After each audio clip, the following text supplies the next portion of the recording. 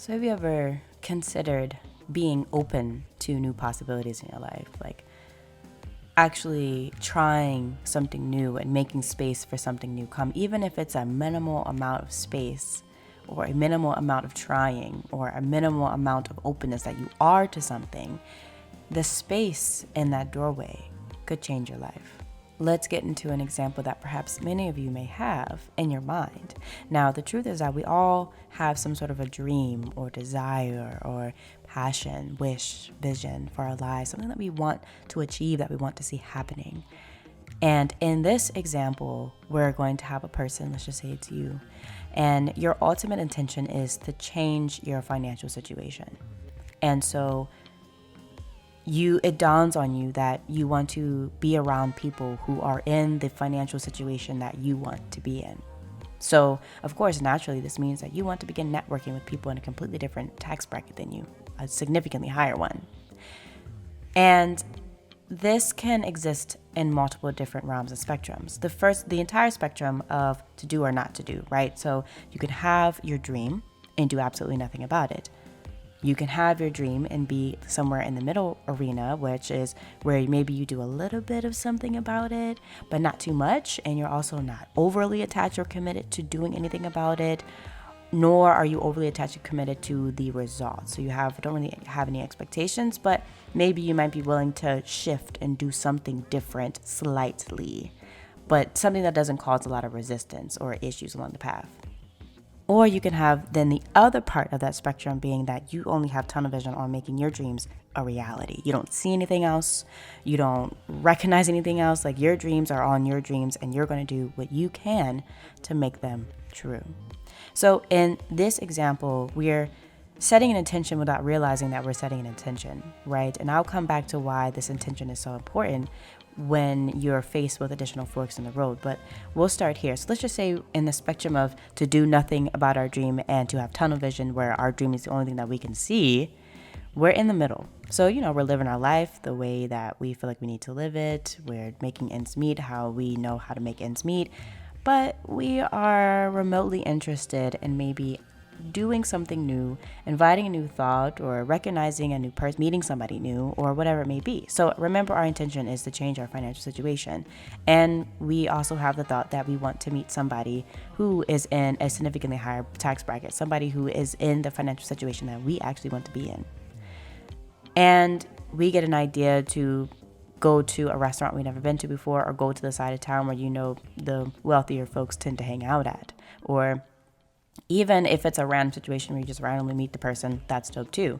But let's just say that you decide to go the route, I'm going to check out this restaurant that I've kind of always thought I wanted to check out. It was always a little bit out of my price range, but why not today? Why not I go sit at the bar, maybe get something small, something I can afford or whatever, and just see how it goes.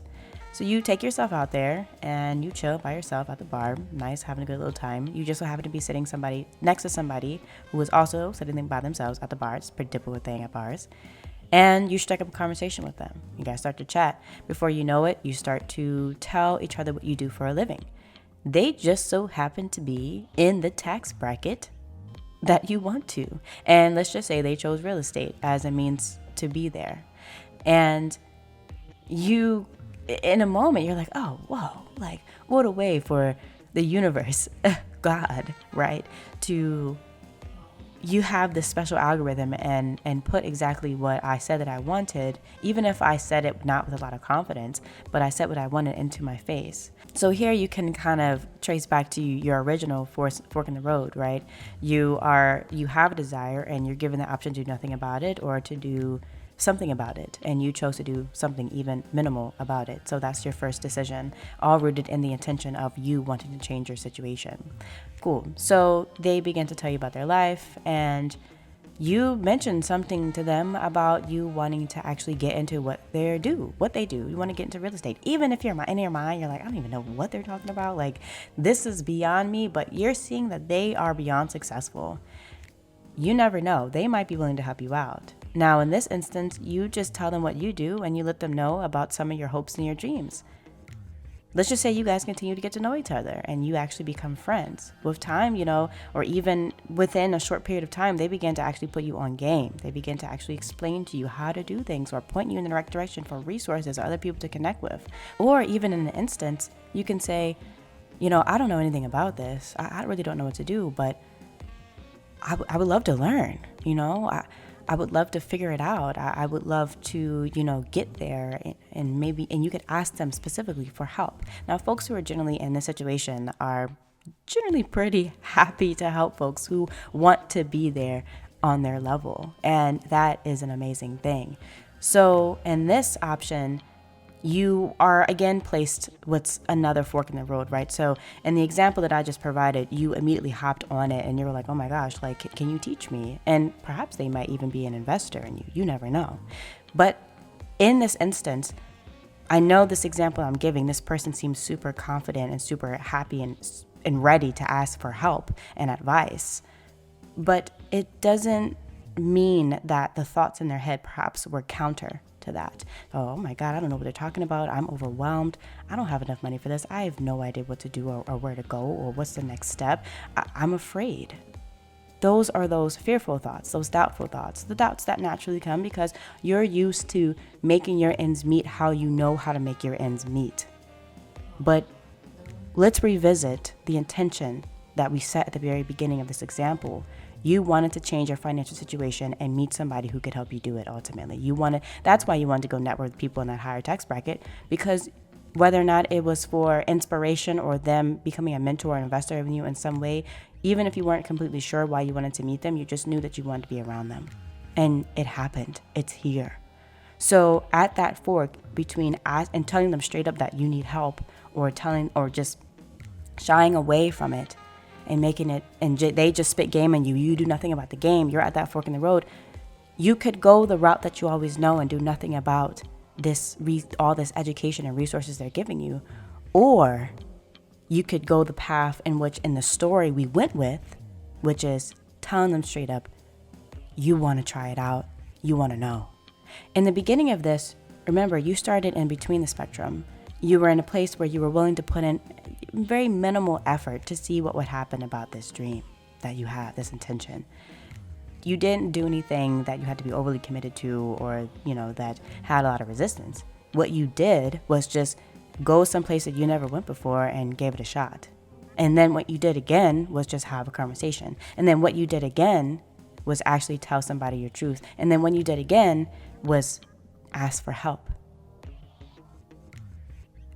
These forks in the road where the opportunity you get to make decisions, they presented to you with an opportunity to actually begin to change your life, and your commitment level began to change with every decision that you made. This is what I'm talking about, this openness to trying something new that's outside of your norm.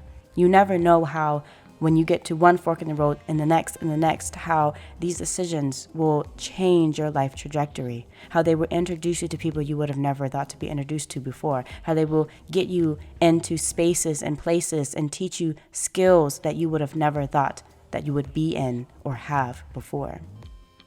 The openness to even trying something, it doesn't have to have a lot of resistance at all. Ideally, no resistance.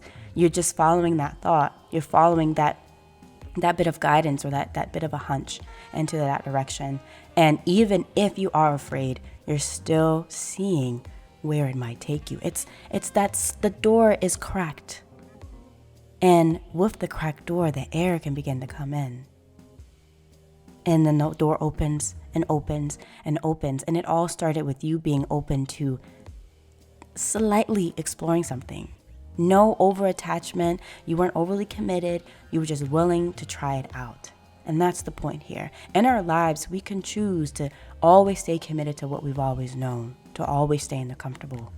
Or we can choose to try something, explore a different path, a different thought pattern, different habits, speak to different people we would never go to different places. We can be open to that and see where it takes us.